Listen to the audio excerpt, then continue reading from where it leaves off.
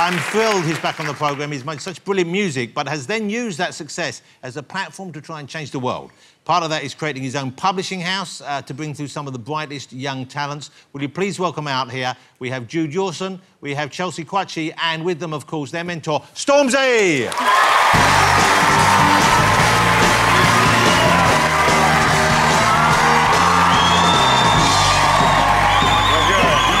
Welcome back, isn't it?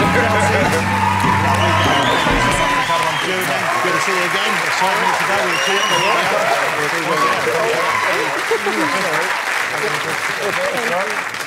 By the way, I noticed before the show you were chatting to George, and you're a big fan of Boy George. Legendary.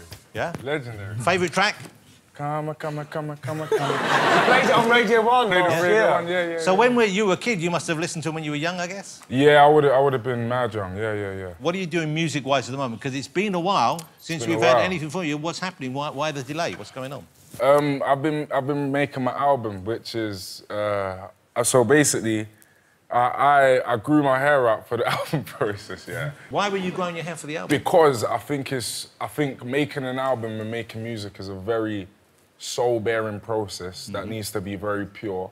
So I said, let me just totally dedicate to music and not worry about, like... Personal hygiene. Exactly, you know what I mean? Like, exactly waking up. It's mad, because I don't have much hairline anyway, so... Is this is after it's grown out? Exactly, so let me finish. So I was growing it out, so, like, as in, trying to let the world know, like, I'm in the studio making it. In a different space? Exactly, but what happened, no one saw my hair. So then I've trimmed it now, and so today I've been doing a lot of press, and I trimmed it, and basically I had this whole thing of like grow the hair, then trim it, and then when it's trimmed, everyone will know, oh shit, the album's ready. The album's ready. But no one knew that I grew it.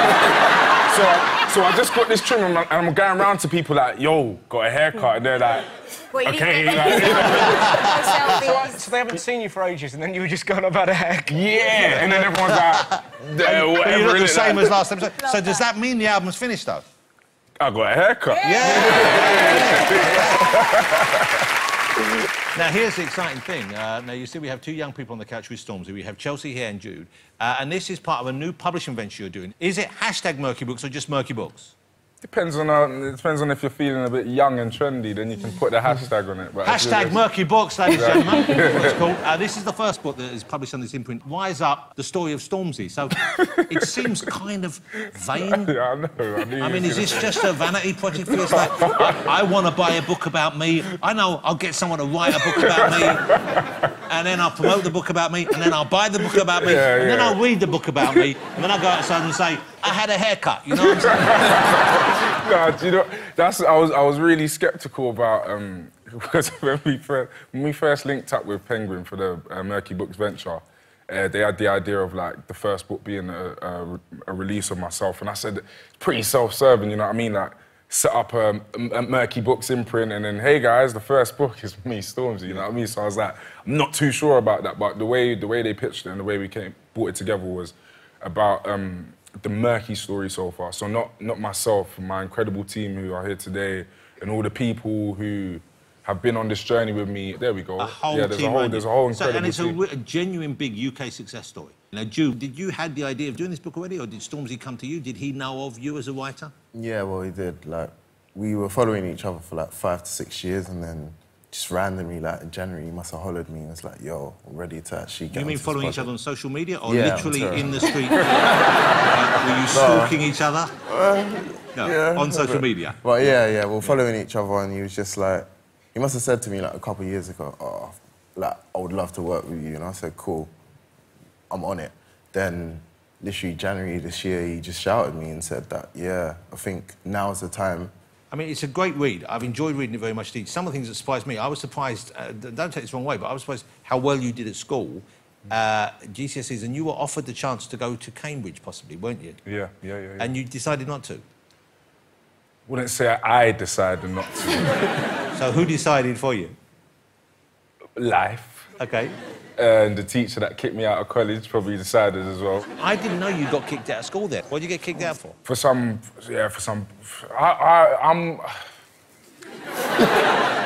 I mean, this No, is do you know still... what it is? I didn't get kicked out for anything crazy. I got kicked... it's going to sound crazy. It's going to sound way crazier than it was. But basically, I put, like... I put loads of chairs on another student. Like... sounds mad, but you know, like, just fucking... yeah. You're messing around? Messing around. And horseplay? Horseplay. And I just put, like, loads of chairs, like, on the... So the student was trapped, like... I mean, let's just establish, first of all, how many chairs are we talking about here? A whole classroom? No, about 7 or 8. Not that many, not that many chairs. I thought you were going to go big, like 25, 30. Exactly, no, about 7 or 8. Enough to entrap the whole human body. Right, OK. So, I mean, it sounds to me like you'd planned this. No, it was a spontaneous attack, actually. What had the student done to deserve the chair it was just some banter, just banter, as you do. And so, was the person already on the floor? Or yeah. Already on the floor? I might have put him on the floor. You might have. I might have put him on the floor. I mean, I'm beginning to see the school side. Exactly. It was, but even like, as I put it was just joke. It sounds crazy. It was just jokes. No harm was intended. I can show you after if you lot wait around. I'll show you. Let's get some chairs out here. And we're going to demonstrate this in a minute. Exactly. I'll put the chairs in there. But that's what they kicked you off. Was that like the first strike, though? No, that's what I mean. It was like the 100th strike. Oh, right. That's why. Because, exactly. You don't get kicked out for putting chairs on someone. I was just a little shit. I admit it now. I wasn't one of them like hyper kids like. You were just occasionally. You'd act out your impulses. Yeah, that's a good way to But the reason I'm asking that in particular is because you could have gone to Cambridge, and of course you're sitting next to Chelsea, who did go to Cambridge. Exactly. And that's going to be the next book from your publishing house. Chelsea, tell us about what your book's going to be called and what the subject matter is. Yeah, so the book's going to be called Taking Up Space. So I was admitted to Cambridge in 2015. I was the only person in my school to get in. And then when I actually got to Cambridge, I was the only black female student who was studying history out of a cohort of about 200 people. Wow. So when you're there, you realise that you're not just a student, you're a black student. You're fighting for your identity, your rights in many ways in an institution that doesn't really value you. So this book is basically just detailing that experience and just platforming the amazing stuff that students are doing on the ground already. Yeah, I mean, well, it sounds like it's going to be amazing. When you went from your school in Chingford to Cambridge, it must have felt like you were entering a different world, didn't it? Yeah, 100%. I mean, it was like Hogwarts. Like, and you walk into these grand buildings and you see these portraits. It's a completely different world. I remember I went to my first dinner and there was about 10 different pieces of cutlery on the table and I didn't know which one to use first. So I was like looking at the person next to me. Yeah. So it's a completely different world. You're co-writing sport with OA, I believe, but you're not studying at Cambridge anymore. You've moved on, haven't you? No, so I graduated from Cambridge in June. Can I ask you what degree you got? I got a first. Got a first, come on. I mean, that's pretty good. Stormzy, you have a scholarship programme as well, don't you? Yeah, I do have a What's the scholarship programme?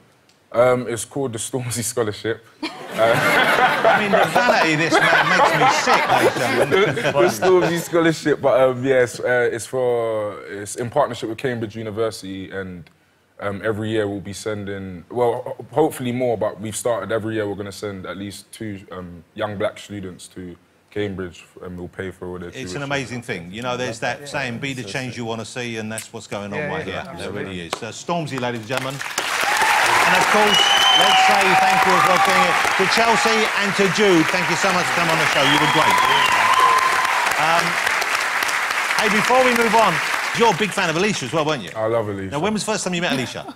I met Alicia, when was it, Brits? Yeah. Yeah, and you were a big fan beforehand, weren't you? Yes, of course. OK, so we got Alicia here. It would be a shame to not use her finely honed judging skills, because I know that we have some hidden talents here in our guests, and I wonder whether we could do a little tiny impromptu version of Britain's Got Talent. You up for that, Alicia? Yeah, let's do it. You guys up for this as well? I think so. I think you're in for it.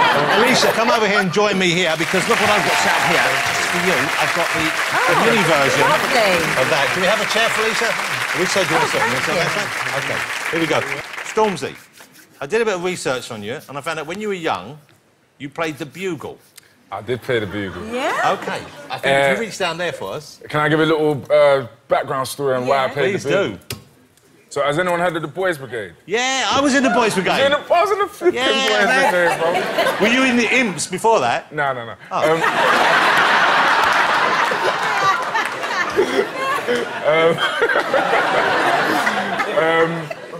So for those that don't know the Boys Brigade, it's like the Scouts, isn't it? Like, Scouts, but cooler. debatable. We used to march. Like. Yeah, yeah. We used to wear little blue uniforms. Yeah. And so we used to march and we used to get armbands and that. Yeah. At the time, I just thought it was cool. How old were you? I was about 10, That's 10, cool, 11. yeah, that's fine. If you're a little dork, yeah.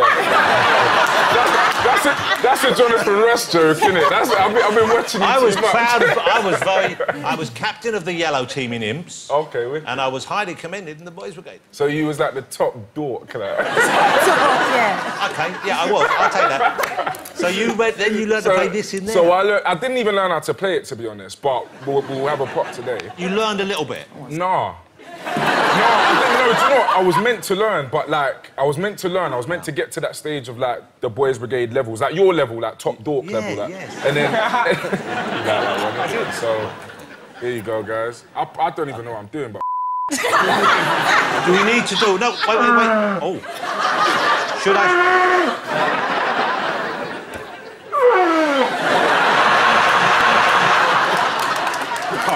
That was shit. Let me show you how it's done, because I learned the Oh, Boys. do you actually know how to do it? Yeah.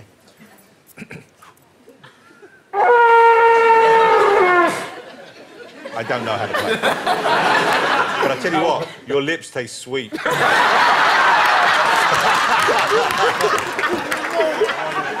Yeah, that's it. From Peggy.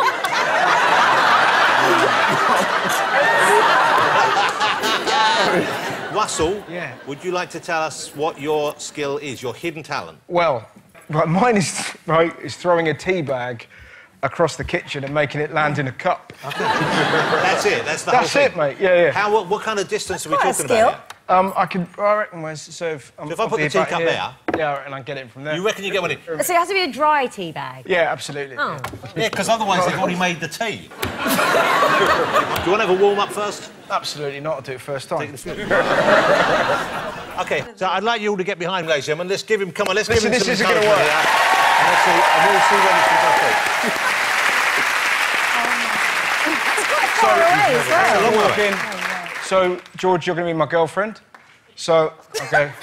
Okay, Ella, do you want a cup of tea? I'd love one. You know you do, baby. I've never said that.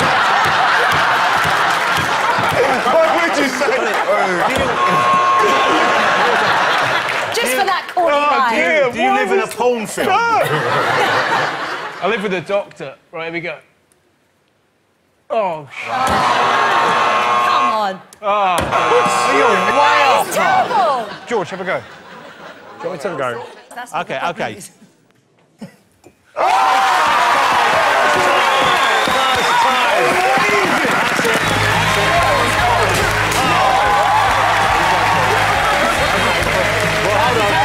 That wasn't a skill. All right, that was pretty. was good. That shows you how it should be done, Russell.